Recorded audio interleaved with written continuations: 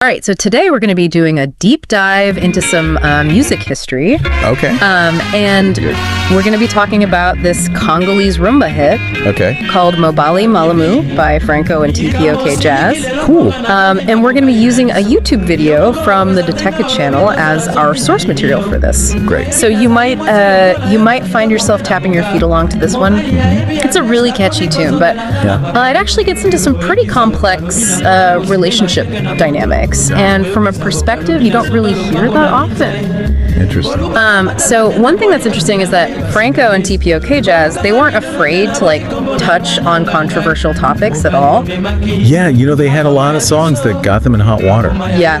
Mobali Malamu is a great example of that. Right. But even some of their other songs like Shuri Bondo. Oh, yeah. Which was about a prostitute. I mean, that got them into some trouble. It's almost like they were trying to push the boundaries on purpose. Yeah, a little bit, yeah. But what makes Mobali Malamu so different? Well, Mobali Malamu is different from Shuri Bondo in that we hear from the mistress. Oh, okay. And not only do we hear from the mistress, but she's addressing the wife directly, telling her to just accept the situation. That's pretty confrontational. Yeah, you don't see that very often. What is the mistress's attitude in the lyrics? I mean, she's confident.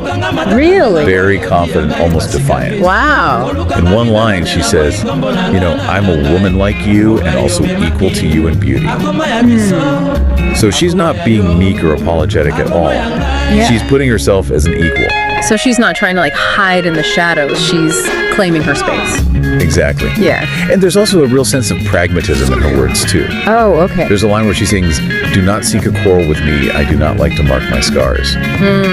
That's interesting. She's not just avoiding conflict. Right. I think she's also conveying strength there. Yeah. It's like she's saying, I'm not afraid to stand up for myself. But let's not make things messy. Yeah. It's interesting that she seems so, confident and sure of herself. Yeah. Is that typical for how mistresses were portrayed back then? I mean, not really. Oh. What makes this song so unique is how it portrays the mistress as someone with agency and power, and especially financial power. She even boasts about signing checks in Europe and buying land. Really? This is a huge departure from the traditional image of a mistress who is reliant on a man for her status and well-being. Wow, that line about signing checks in Europe really stood out to me. Yeah. It's like she's saying, look, I'm not dependent on this man. I have my own resources. Yeah. What does that tell us about the social context of the song? I think it challenges the typical power dynamics that existed at the time. In a patriarchal society, a mistress's position is often precarious. Right. But here she is flaunting her financial independence. Yeah. And I think that speaks to a shift in societal norms and the growing economic power of some women. So she's financially independent, confident, not afraid of a confrontation. Yeah. But then she keeps repeating, this man is a good man. Right. It seems a bit contradictory, doesn't it? It does, and that's what makes it so interesting. Right. You have this independent woman on the one hand, but on the other hand, she's still trying to justify the situation. Yeah. Maybe even to herself. And to understand this, I think you have to consider the complexities of Congolese society at the time. Okay. Polygamy was, and in some cases still is, a part of the culture. So maybe she's trying to frame the situation within that cultural context. It's possible. Yeah. It could be her way of saying, this isn't out of the ordinary. Right. Or it could be her way of trying to convince the wife that despite this unconventional setup, the man is still a good person. Right. But either way, it adds this layer of complexity to her character and to the song's message. Yeah, and maybe even raises the question about whether the song is condoning this or critiquing it. It's not a simple love song. Right. It's a commentary on societal norms and expectations and the changing dynamics between men and women. Yeah. And it definitely leaves room for different interpretations. This is already so much more than just a catchy song. Yeah. It's like peeking into a specific moment in history and seeing how these complex themes were playing out. Definitely. I'm really curious to hear more about how this song unfolds. Well, one thing that really struck me is how the mistress tries to appeal to the wife, saying, we will not destroy our friendship. Oh, that's interesting. Is she being genuine, or is that a tactic to manipulate the situation? I mean, that's the million-dollar question, isn't it? Yeah. It could be a plea for understanding, Right. a way to maintain a semblance of peace, but it also could be a very calculated move to maintain power and control. Yeah. I mean, her motives are definitely ambiguous, which makes her character even more intriguing. It makes you wonder, like, what the wife must be going through hearing this from another woman. Right, we're so focused on the mistress's voice. Yeah. What about the wife's perspective? Yeah. The song is addressed to her. Right. But we never actually hear her side of the story. Exactly. How might she be feeling? Yeah. Hurt, angry, resigned. Right. It's a powerful reminder that even in a song with a strong female voice, there's still voices being silenced. You're right. It's easy to get like caught up in the boldness of the mistress. Yeah. But there are other perspectives we need to consider. I'm starting to see how like multi-layered this song really is. And it gets even more complex when you look at the recurring theme of the man loves two women. Right. It raises questions about love commitment and, the acceptance of polygamy. So is the song presenting this as like a justification for the man's actions? I think that's open to interpretation. Okay. Is it reflecting a cultural reality? Right. Is it subtly critiquing traditional relationships? Or is it simply presenting the situation without judgment? I think it's up to the listener to decide.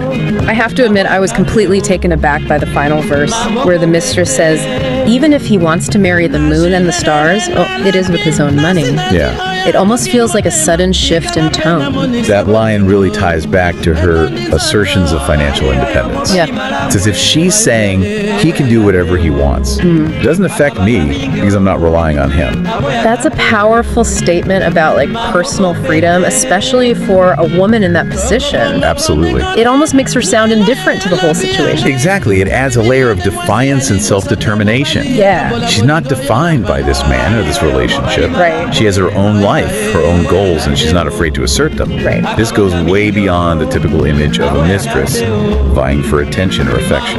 This is getting really thought-provoking. Yeah. I can already see why the song like continues to spark debate and discussion. Yeah, it's a testament to the power of music to hold a mirror to society, to expose its complexities, and to challenge its norms. Right.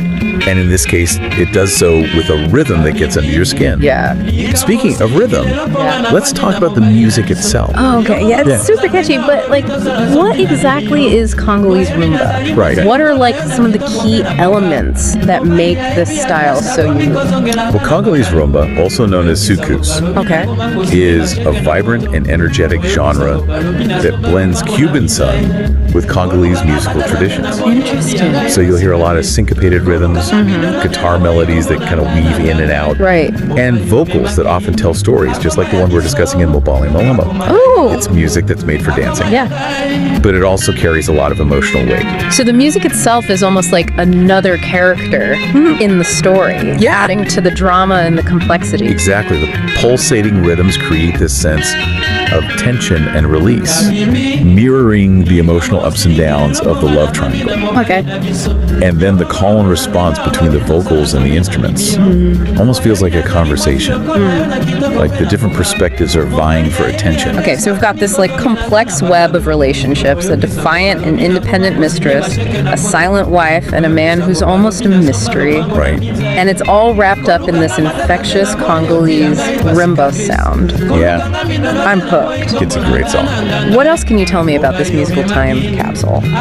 Well, to really appreciate the impact of Mobali Malamu, we need to understand Franco and TPOK Jazz's place in Congolese music history. Okay. I mean, they were cultural icons. Yeah. They were pushing musical boundaries and addressing social issues head on. So they weren't just entertainers, they were thought leaders, they were cultural influencers. Exactly. I'm getting the sense that this song wasn't just a hit, it was like a cultural phenomenon. Absolutely. It sparked conversations, it challenged norms, and continues to be debated and discussed even today. Wow. And that's what makes this deep dive so fascinating. It's not just about deciphering a song. Yeah. It's about understanding a culture and a moment in time. Yeah.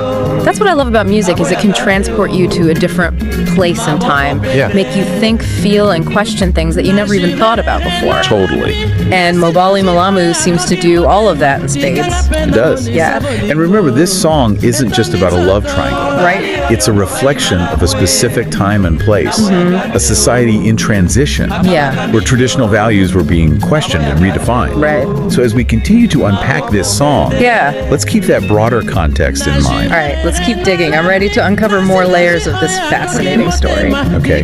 Makes you wonder how people back then reacted to a song like this. Yeah. I mean, was it scandalous? Right. Was it embraced? I mean, here we are decades later, still dissecting its meaning. Yeah. It must have really struck a nerve. Oh, absolutely. Imagine hearing this for the first time back in the day. Yeah. This wasn't just entertainment. Right. This was social commentary. Wow. A challenge to the status quo. Yeah. All set to this, like, irresistible rumba beat. I can only imagine, like, the conversations it must have sparked. Right. Families debating it. Yeah. Friends arguing over the lyrics. Absolutely. Maybe even inspiring some to, like, reevaluate their own relationships. You hit the nail on the head. Yeah. This song didn't provide easy answers or moral judgments. It presented a situation with all its messiness and complexities Right. and forced people to confront it. And maybe that's why Mobali Malamu continues to resonate with listeners today. Yeah. Even though the social context has changed, the core themes of love, infidelity, and female empowerment are still so relevant. Precisely. The way we interpret those themes today might be vastly different than how audiences did back then. It makes you wonder, like, how someone listening to this song for the first time today, right? Without all the historical context, how they would perceive it. Yeah, that's a great point today. The mistress's confidence and financial independence might be seen as empowering. Right. A sign of progress in terms of women's rights and agency. Like, she's not defined by the traditional expectations of what a woman in her position should be. Exactly. She's breaking free from those constraints. Yeah. But then again, some listeners today might find the entire situation problematic. Okay. Regardless of how assertive the mistress is. Right. The idea of a man having multiple partners, even if it's consensual, can raise ethical questions about fairness and emotional responsibility. That's a good point. It's interesting how, like, a song like this can spark such different reactions. Yeah. Depending on your, like, personal values and the societal norms of the time. Absolutely. Do you think that the song leans one way or another? Like, is it trying to make a moral statement? That's the beauty of Mobali Malamu. It's not preachy. It doesn't tell you what to think. It presents the situation. Right. Lets the characters speak for themselves. Yeah. And leaves it up to you, the listener, to grapple with the complexities. Which is probably why it continues to generate discussion and debate all these years later. Absolutely. Yeah. It's a testament to Franco's songwriting that he could craft a piece so rich in subtext. Yeah. So open to interpretation. You know, throughout this whole discussion, we've focused on the women, but what about the man? Right. He seems to be the silent character in all of this. It is fascinating, isn't it? Yeah. The song centers entirely on the women's perspectives, Right.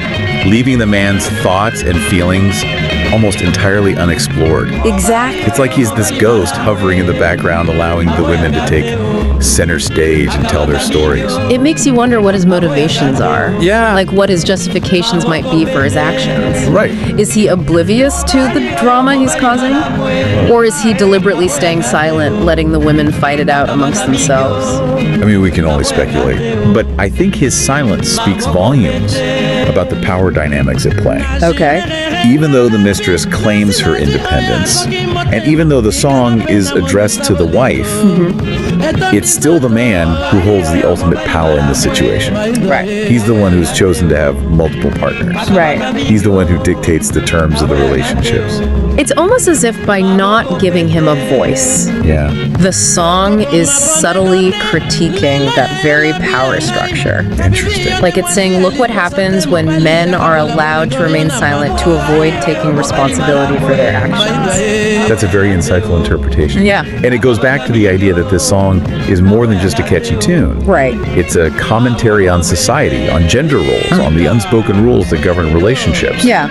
And sometimes the most powerful statements are made through silence. That's so true. And it's a good reminder that even in stories that seem straightforward, there are always hidden depths and untold perspectives waiting to be uncovered. It makes you realize that the man's silence in this song is just as significant as the women's words. Exactly. Every element of the song, from the lyrics to the musical arrangement, contributes to its overall message. Speaking of the music, I'm curious to know more about the specific musical elements that make Congolese rumba so captivating. Okay. Earlier you mentioned Cuban Sun. Right. What's the connection there? The connection is actually quite fascinating. Okay. In the mid-20th century, Cuban music, particularly sun, was incredibly popular across Africa.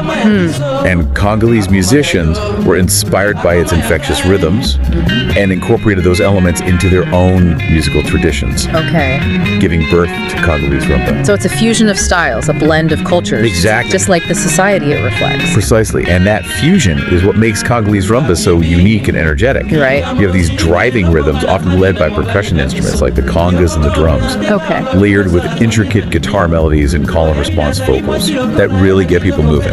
You can definitely hear that energy in Mobali Malamu. Yeah. Even though the lyrics deal with some heavy themes, the music itself is so lively and upbeat. And that contrast is intentional. Okay. It's meant to draw you in, to make you want to dance. Right. And then as you listen closer, the lyrics reveal these deeper layers of meaning. Yeah. It's like the music is lulling you into a false sense of security before hitting you with the reality of the situation. It's almost like a Trojan horse sneaking in complex social commentary under the guise of a danceable tune. That's a brilliant way to put it. Yeah. And it speaks to the ingenuity of Congolese rumba artists like Franco. Okay. They were masters at using music to entertain, to educate, and to provoke thought. So it's not just about the lyrics. It's Yeah. about how the music itself contributes to the storytelling and the overall impact of the song. Yeah. You mentioned call and response vocals. Yeah. How does that play into the dynamic between the mistress and the wife? Imagine the vocals as representing the two women. Okay. One voice, perhaps more forceful, represents the mistress stating her claims, asserting her presence. Then the other voice, perhaps more subdued, echoes back, representing the wife's unspoken reactions, her internal struggle. Okay. This back and forth in the music mirrors the tension between the two women, their competing desires and perspectives. So it's like the music itself is staging a dialogue, Exactly. even a confrontation between these two characters. Exactly. And the instruments add another layer to this musical conversation. Oh, okay. The pulsating rhythms, especially the drums, can symbolize the heartbeat, the raw emotions that underpin the entire situation. Then you have the shimmering guitar lines weaving in and out, perhaps representing the complexities of the relationship, the tangled web of emotions that bind these three individuals together. Wow, I'm starting to hear the song in a whole new light. Right? It's like each musical element has a purpose, a meaning that goes beyond just creating a catchy sound. And that's what makes Mobali Malamu and Congolese rumba in general so fascinating to analyze. It's music that engages your mind as much as your body. So we've got this fascinating blend of musical influences, thought-provoking lyrics, Right. and a deep social commentary. Yeah, All wrapped up in a package that makes you want to move. absolutely. I have to admit, this deep dive has really opened my eyes to the power of music, to tell stories, to challenge norms, and to connect us to different cultures and historical moments. Powerful stuff. Yeah, and we haven't even touched on the legacy of Mobali Malamu. Right. And its influence on music and culture, both within Congo and beyond. Right. There's even more to uncover. There is. Okay, you've officially piqued my curiosity. What else can you tell me about this song's lasting impact? Well, for one thing, Mobali Malamu helped solidify Franco and TPOK jazz's status as musical icons in Congo and across Africa. Oh, wow. I mean, they weren't afraid to push boundaries to address taboo subjects Yeah. and to use their music as a platform for social commentary. So they weren't just entertainers. They were thought leaders, they were cultural influencers. Exactly. And Mobali Malamu became an anthem of sorts. Okay. A song that resonated with people from all walks of life, sparking conversations and debates about relationships, gender roles, and societal expectations. It must have been incredibly empowering, especially for women, to hear their experiences and perspectives reflected in such a popular and influential song. Absolutely. Mobali Malamu helped pave the way for other artists, both male and female, to address similar themes in their music. It broke down barriers and opened up new possibilities for creative expression. You mentioned that the song had an impact beyond Congo as well. Right. How did it reach a wider audience? Congolese rumba, thanks in part to Franco and TPOK jazz, became a global phenomenon. Wow. The music's infectious rhythms and captivating melodies transcended language barriers, spreading across Africa and eventually making its way to Europe, North America, and other parts of the world. So Mobali Malamu wasn't just a local hit. It was part of a larger musical movement that helped connect people from different cultures and continents. Exactly. And that cross-cultural exchange continues to this day.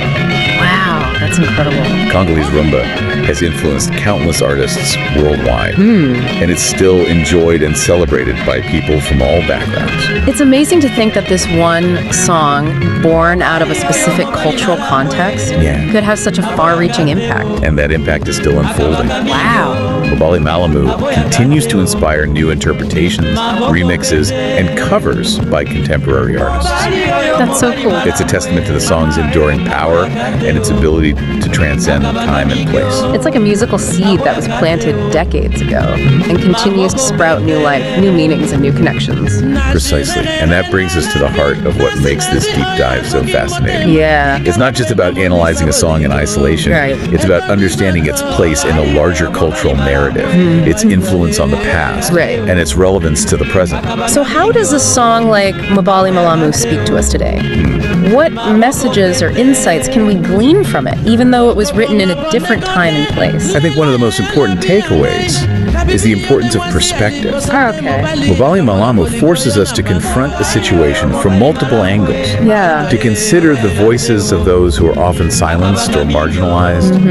It challenges us to question our own assumptions. Right. And to empathize with experiences that might be different from our own. It's a reminder that there are always multiple sides to every story. Exactly. And that understanding those different perspectives is essential to having meaningful conversations about complex issues. And even though Mobali Malamu deals with a specific set of circumstances, the core themes it explores, love, infidelity, betrayal, empowerment, are universal and timeless. They're themes that continue to resonate with people from all walks of life, regardless of their cultural background or personal experiences. It's like the song is holding up a mirror to human nature, to the messy realities of relationships and the complexities of societal expectations. Right. And even though it was written decades ago, those reflections still hold true today. Precisely. And I think that's why Mobali Malamu continues to be relevant and thought-provoking. It reminds us that even though times change, certain aspects of the human experience remain constant. We still grapple with the same questions about love, commitment, betrayal, and the pursuit of personal fulfillment. And sometimes a song can help us navigate those complexities, to find meaning and connection in the shared experiences of others. That's what makes music so powerful. It can transcend time and place, connecting us to different cultures and historical moments, while also reflecting our own hopes, fears, and desires. Absolutely. And in the case of Mobali Malamu, it's a song that continues to spark conversations, challenge assumptions, and invite us to think more deeply about the complexities of human relationships and the ever-evolving dynamics between men and women. So after this incredible deep dive, where do we go from here? What final thoughts or takeaways do you want to leave our listener with? Yeah, I think the biggest takeaway for me is that Mobali Malamu is more than just a catchy song. Right. It's a window into a specific time and culture. a commentary on societal norms, and a catalyst for some really thought-provoking conversation. Absolutely. It's a reminder that music can be so much more than just entertainment. Right. It can be a tool for social change, a way to challenge the status quo, and a platform for voices that are often silenced. Yeah, and in this case, it's a powerful testament to complexities of female experiences. Right. The mistress in this song isn't just a stereotype. She's like a fully realized individual with her own ambitions, desires, and contradictions. And let's not forget the silent wife, whose perspective we can only imagine. Right. The song reminds us that even when a woman's voice is amplified, there are still other voices, other experiences that might be overlooked or unheard. It's like a call to pay attention, to listen closely, and to consider the full spectrum of human emotions and perspectives that might be at play in any given situation. Exactly. And Mobali Malamu does all of this with a musical depth that's just as captivating as the lyrics themselves. I have to admit, before this deep dive, I never really thought about how music could reflect social change or challenge traditional power dynamics. It's like I was only hearing half the story. Yeah, it's easy to get caught up in the melody and the rhythm. Yeah. But when you start to peel back the layers, you realize that music can be a powerful tool for expressing ideas, challenging norms, and sparking important conversations. So if someone were to listen to Mobali Malamu for the first time today, what would you want them to take away from it? I would encourage them to listen with an open mind and heart, to pay attention not just to the words, but also to the music itself. Right. And to consider how the song might resonate differently with audiences today compared to when it was released. It's like a musical time capsule that continues to evolve and reveal new meanings as the world around us changes. Precisely. And ultimately, the most powerful music is the kind that makes us think, feel, and question the world around us. So to wrap things up, Mobali Malamu offers a really unique and provocative glimpse into relationships. Right. From the perspective of a confident and empowered other woman. Yeah. It challenges societal norms, raises questions about love and commitment, and reminds us that there are always multiple sides to every story. And it does all of this with an irresistible rumba beat that will stay with you long after the song is over. Now here's a final thought-provoking question for you to ponder. Okay. Does Mobali Malamu ultimately condone or critique the situation it presents? And how might this song resonate differently with you today compared to if you had heard it back when it was first released? That's a good question. I encourage you to seek out this song, listen to it with an open mind, and come to your own conclusions. Yeah. Because at the end of the day, the most enriching musical experiences are those that challenge us to think critically, to feel deeply, and to engage with the world around us in new and meaningful ways. That's it for our deep dive into Mobali Malamu. Great song. We'll catch you next time for another fascinating exploration. That's good. Until then, keep those musical discoveries coming. Yeah.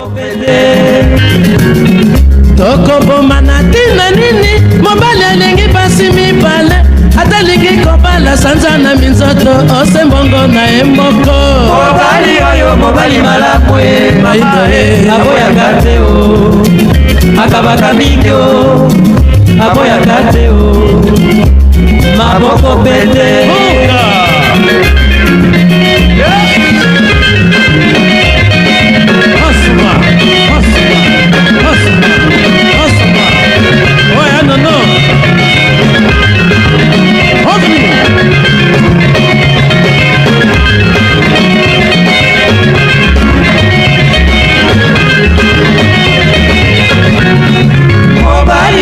Mobali malamu aboya kateo akabaka bigyo aboya kateo maboko pete mobali oyo mobali malamu aboya kateo akabaka bigyo aboya kateo maboko pete na jirerere na lapi nazi oyo akoki motema tikanga pena monisa bolingo etondi nzoto mobali oyo mobali malamu mainda aboya kateo bakabaka bingyo aboya kateo maboko pete tokoboma bondeko te lelo ya lobi ya ngai kabibi yo nde mwasi ya liboso te mobali akabola bolingo yo na mbanda mobali oyo Mobali Malamu Mainda Aboya Kateo Akabaka Mingyo Aboya Kateo Maboko Pete